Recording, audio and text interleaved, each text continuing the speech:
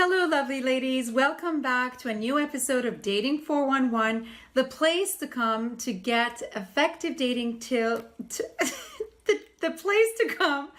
You know what? I'm not going to edit this because this is real life, and I do this so you know what's going, like who am I really? Okay, take two. The place to come to get effective dating tools and tips so that you can create the love life that you deserve and desire. I'm Raeeka Yaghmai, the founder and CEO of Dating with Confidence, and today I want to talk to you about 5 effective ways that you can create chemistry on a first date. Now, wouldn't that be awesome? So let me talk to you about, let's explain what chemistry is, because a lot of times I think that chemistry is mistaken for that, instant attraction, and if that's not there, therefore, it's not going to work out. Chemistry is not that. Chemistry is about connecting with somebody and going, as deeper and deeper and deeper and growing that relationship or growing that connection. That's what chemistry is about.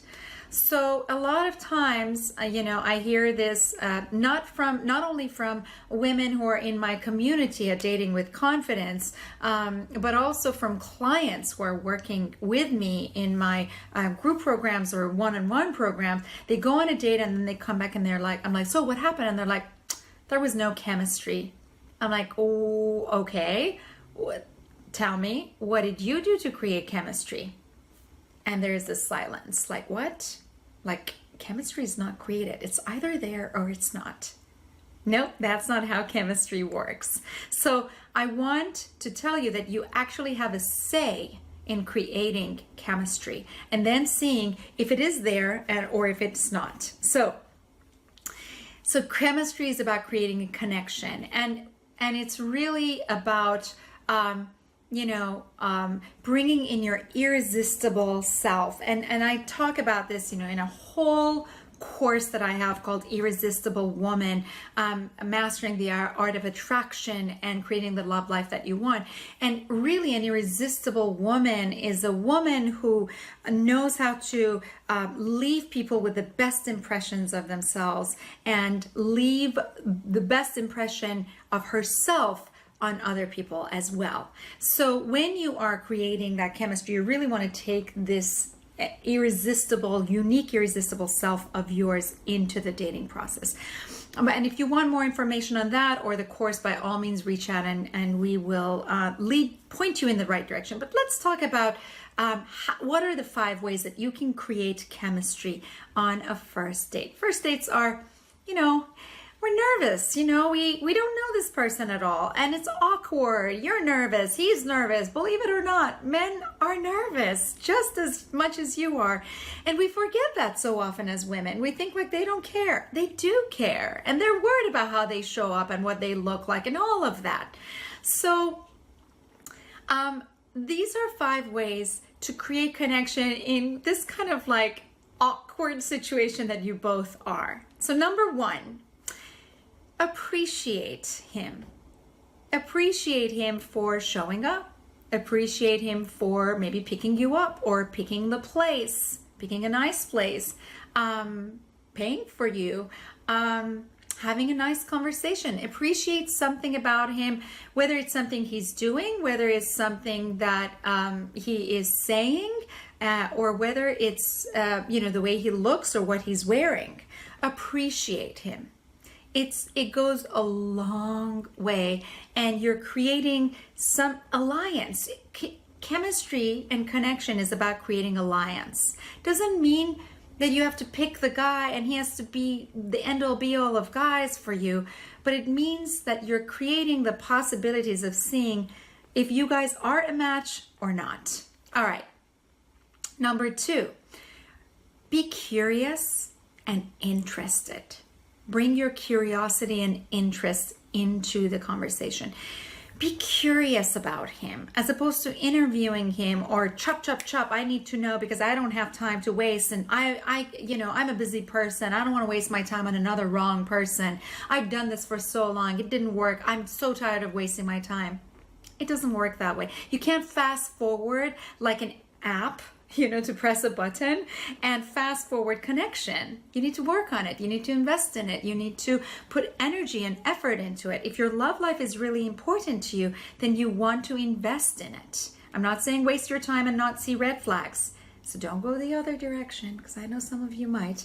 But I'm asking you to really be in the process with him, be present, and ask curious questions. What is he passionate about? What does he love? What does he like about his life? What are the fun things that he likes to do? What is it that gets him out of bed every day? What's the most interesting topic that he has read online recently? I mean, there are so many subjects that you can talk about rather than how much money he makes and where does he work and is he serious about being in a relationship. Not fun at all. That's like an interview. Who wants that? All right. So let's see. Number 3. Oh, this is a good one. And you're going to get so much relief after this one. Be honest about who you are and what you feel. To create chemistry and connection, be yourself. Now, be the kind, compassionate, loving self that you are.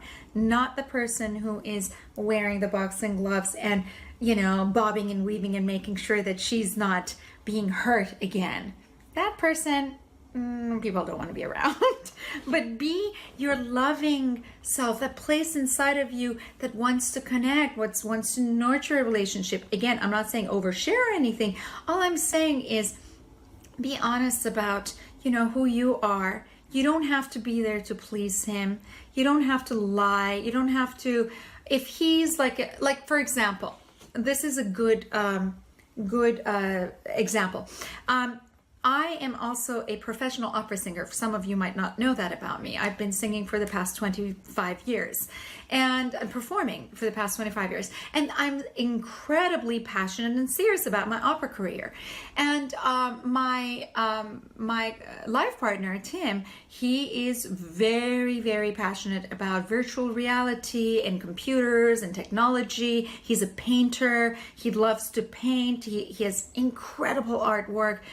He's not really into opera, and truth be said, I care less about virtual reality or any kind of coding or technology. I don't even understand half the stuff he's saying. But when we first met, when he would talk about his passion about, technology and what it does and coding and all that, instead of being like, ugh, we have nothing to talk about, I would say, I love that you're so passionate about that. I feel the same way about singing. If I don't have it, I feel like I can't breathe or I'm not alive. So I created alliance with him. I was honest about it. I didn't say, oh yeah, I totally love, I love coding. No, I don't. I'm not really crazy about, well, not that I'm not crazy. I don't know anything about painting. I mean, I'm an artist and I appreciate art, but take me to a museum to watch Dali. I'm just like, can somebody save me, please? And when we go to the museum and he sees a Dali, he's just like, oh my God, this is the piece. And I'm looking at it and I'm like, why can't I see what he's saying? So do you know how I connect on that? I say, Tim, I'm having a hard time understanding what's going on, but I know because you know so much about the background and the history and the technique, it speaks more to you. Why don't you tell me about it? And when he does, I love the connection that we are creating through him expressing what he loves. And the same thing is with my opera. I took him to this opera that was totally, 20th century, and he was sitting there and I just looked at him like that and he was like, what is going on? And I said, honey, thank you so much for sharing this experience with me. I'm sorry this is so new. Like, I had no idea. I had no idea. But he was, you know, I held his hand and we just connected. I created a situation where we became present in the moment. Do you see what I'm talking about? So you don't have to necessarily have the same common things, but you can, you know, be honest about who you are, and then take his passion, whatever it is that he's passionate about, and then link it to something that makes you feel the same way so that you are on the same page. All right, number 4, manage your sharing when you want to create chemistry. Don't talk about the things you don't like. Don't talk about your ex, how he hurt you, or how much dating is difficult these days. All that does is bringing this negative energy, and it doesn't allow for connection. It's kind of like disconnecting. Like, why would you be on a date if you don't enjoy dating, right? So talk about things that you know, that inspires you, that you like, that is important to you, rather than the things that you don't want. So manage your sharing, and definitely don't bring in the past right now. We're talking about first date here, so don't bring in your past into the situation, you know, with him, like your ex, or, you know, your whoever, you know, did whatever wrong to you. Leave that for later when there is a little bit more trust and connection. And last but not least, and I really want to warn you about this, especially if you are in this group, if you're watching this, if you're in my community, you are a smart, savvy, high-achieving woman. Because I know that, not because I have specifically talked to you, but I know that because you are a kind of person who is looking for education. You're educating yourself on something you don't know, and you're not afraid of learning, right? You go after what you want, you learn, and creating your love life is important to you. So you are creating the opportunity to learn more so you can do it more effectively. So I know you're smart because of that. And I know that in your very busy day, you're spending time watching this video. So here's the deal. Lovely, savvy, smart, high-achieving woman. Do not compete with the guy that you are dating. This is a serious matter I see happening, and a lot of times women think they have to do that to show equality, to show power, to show that they're not ditzy or girly girl, that they are educated and high-end, but it's such a turnoff. Competition by nature is a way of stopping the other person so that you can move forward. And it's appropriate in many areas of our lives, but not when you want to create alliance with a guy and see if he's the right guy. When you one-up him constantly, when he says something and then you say, oh yeah, I know that, and da-da-da-da-da-da-da, it just doesn't create a good atmosphere. It doesn't create a good energy. So don't compete. You don't need to prove yourself. You are already awesome. So just be the awesome person. Believe me, he will know in time that you are very educated, that you are very successful, that let your work speak for itself. Don't interrupt it. All right. So to recap, the 5 ways to create chemistry: appreciate him, bring curiosity and interest into your conversations, be honest, let him know what is it that you're really interested in, create an alliance. You don't have to like what he likes, but you can be interested about the fact that he's really interested in passion. Oh, thank God he has passion. He's not like a deadbeat, couch potato.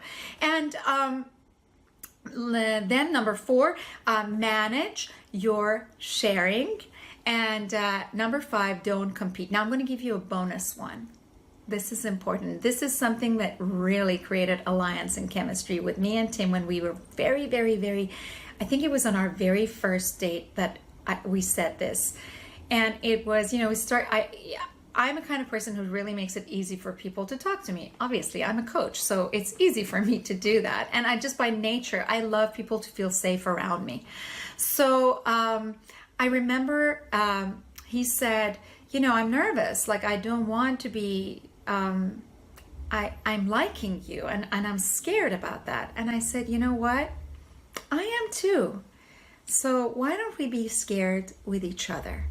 Why don't we both be scared together and have each other's back? And it was like immediately this pink elephant in the room left, and we both knew we were scared and nervous, and we're like tipping our toes back into dating after really difficult breakups.